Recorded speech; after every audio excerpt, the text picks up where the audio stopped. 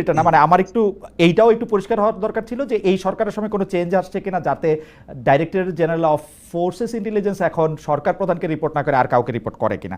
সেইটা রিপোর্ট করলে আমার একদম সরাসরি প্রশ্ন, প্রফেসর আসিফ নজরুল, কোনোভাবে কি সরকার প্রধানকে না জানিয়ে সাবেক রাষ্ট্রপতি জনাব আব্দুল হামিদের বিদেশে যাওয়া সম্ভব?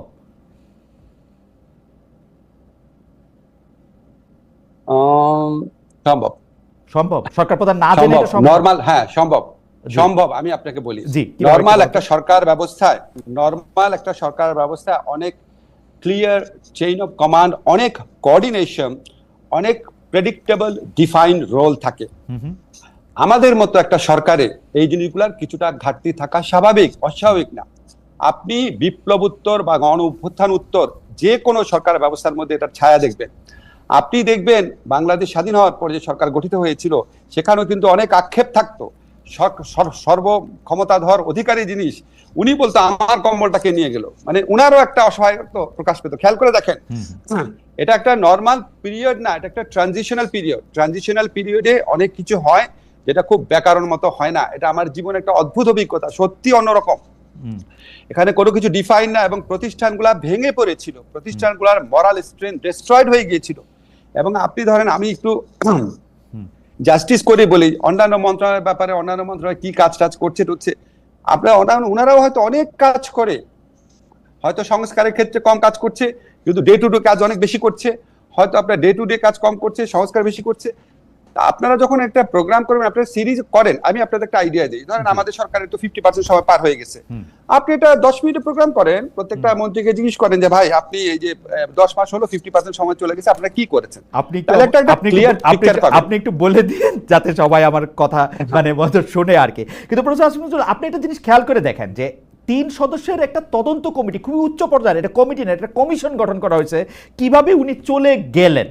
এতে মনে হয় না যে মানে কেউ কোনো কিছু দেখে নাই, কারোই কোনো কিছু জানা নাই, অথচ মেশিন রিডেবল পাসপোর্টে এখন আমি বাইরে গেলেও আমাকে কিন্তু ইন্সপেক্টর সাহেব অনেকগুলি প্রশ্ন করেন।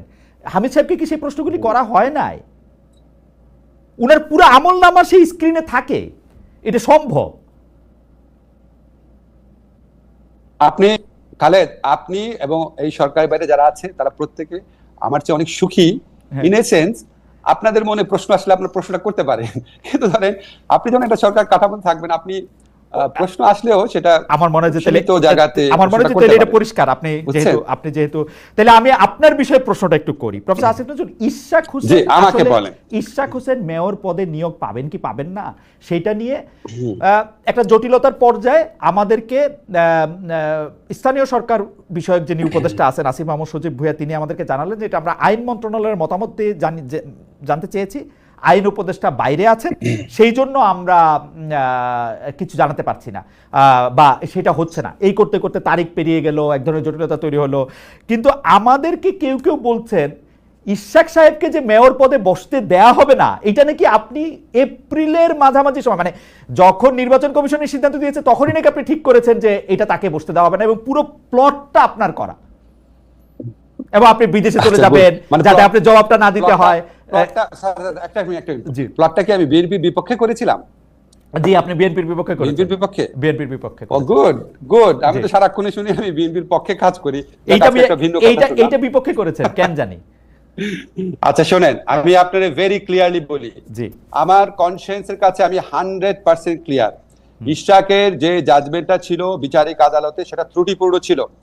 আমাদের হাইকোর্টের জাজমেন্ট আছে, ইলেকশন পিটিশন হচ্ছে কোয়াসি সিভিল ম্যাটারে পিটিশন চেঞ্জ করা যায় না।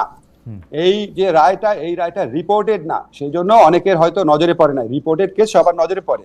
এখন বিচারিক আদালত যখন এই রায়টা দিয়েছে, রায়টা ত্রুটিপূর্ণ ছিল, কারণ ইশাক সাহেব উনি প্লেন চেঞ্জ করেছিলেন।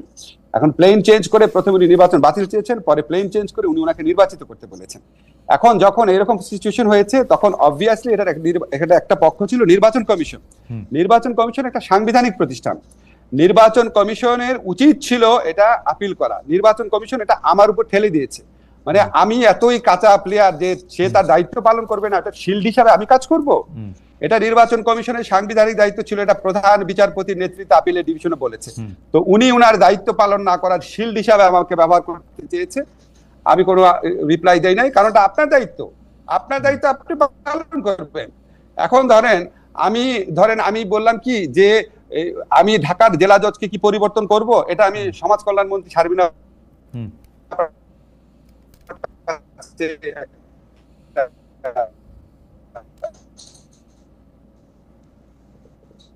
মতামত ছিল, উনি আপনারা মানে আমাকে শিল্ড করে, আমি ওয়েট করেছি স্যার ফিরে আসুক, 10 কার্য দিবস তখনও শেষ হয় না। আপনি মনে রাখবেন লতে 10 দিন মানে 10 কার্য দিবস।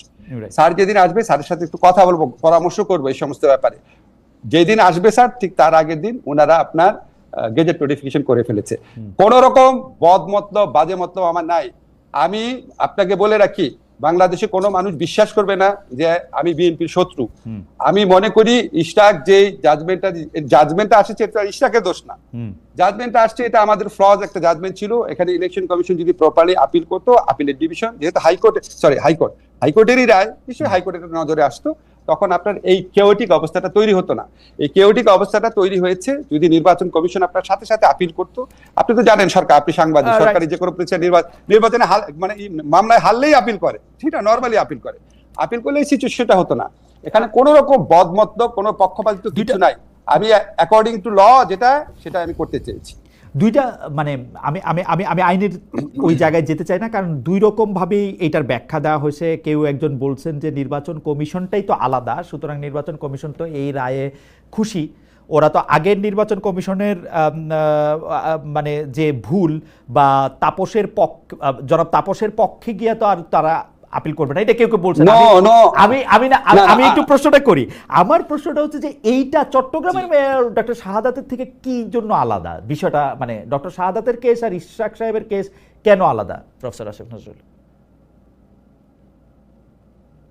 আমি বলি, ইশরাক প্রথম যেটা চেয়েছিল সেটা হচ্ছে নির্বাচনের ফলাফল বাতিল করা। তো ফলাফল বাতিল করলে এটা তাপসের পক্ষে যেত কিভাবে? এটা তো অ্যাবসার্ড কথা। সেকেন্ড কথাটা হচ্ছে শাহাদত সাহেবের সেটাই আমাদের ভুল ছিল সরকারের। তখন আমাদের স্থানীয় সরকার মন্ত্রী ছিলেন প্রয়াত হাসান আরিফ। উনি আপনার আমাদের এখানে, আমরা তখন মাত্র দায়িত্বে এসেছি, আমরা খুব বেশি কনসালটেশন হওয়ার আগে উনি প্রধানত নিজের উদ্যোগে শপথ পড়িয়ে দিয়েছেন। আর শাহাদত সাহেবের যেটা ছিল, আমি শাহাদত সাহেবের কেসটা দেখি নাই, সম্ভবত উনি প্লেন চেঞ্জ করেন নাই, ওইটা আমাদের একটা মিস্টেক ছিল। এখন ধরেন একটা মিস্টেক হয়ে গেছে, সেই মিস্টেকটার কারণে আমার নজরে যখন আসছে, যখন আমার কাছে মতামত চাওয়া হয়েছে, এবং যখন এটা নিয়ে লেখালেখি হচ্ছে, যখন এই জিনিসটা ক্লিয়ার হয়েছে, এবং যখন এটা নিয়ে এত বেশি শোরগোল হচ্ছে, আমি অ্যাটর্নি জেনারেল অফিসের মাধ্যমে, আমি আমার যারা কনসার্ন লিগ্যাল অ্যাডভাইস করেন, যারা আমার ল মিনিস্ট্রির মাধ্যমে, আমি তখন 100% কনভিন্সড হয়েছি যে না, প্লেন চেঞ্জ করা যায় না। এবং ইলেকশন কমিশন যখন আমার কাছে জানতে চেয়েছে, তখন তো আমাকে আরো ভালো করে দেখতে হয়েছে। ওই সময় তো ইলেকশন কমিশন আমার কাছে জানতে চায় নাই না, মানে এক যাত্রায় পৃথক ফল। এবং আমরা দেখতে পাচ্ছি যে জনাব আসিফ মোহাম্মদ সজীব ভুঁইয়া তার পছন্দ মতো প্রশাসক নিয়োগ দিয়ে দিচ্ছেন, এইটা আবার 2 দিনের জন্য একটা মেয়রের ব্যাপারে তিনি এরকম বাধা দিচ্ছেন। পুরো